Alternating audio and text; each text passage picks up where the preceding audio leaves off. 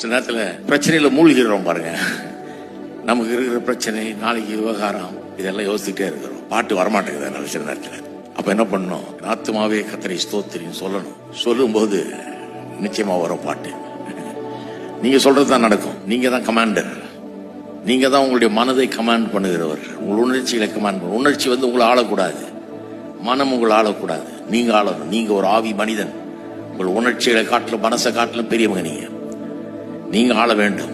மனசை ஆள விட்டீங்கன்னா அப்படி கீழே போயிடுவீங்க, சோர்ந்து போயிடுவீங்க. மனசு ஆளும். கவலை, துக்கம், பாரம் எல்லாம் அமிழ்த்திடும் போட்டு. ஆவி மனிதனை ஆள விட்டீங்கன்னா ஆவி மனிதன் எப்போது உற்சாகமா இருக்கிறான். ஆவி உற்சாகமா இருக்கிறது.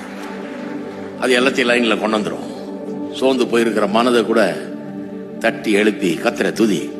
பரவாயில்ல, பிரச்சனை அப்புறம் பார்த்துக்கலாம், கர்த்தர் இருக்கிறாருங்கிறத கொண்டு வரும். ஆமென்.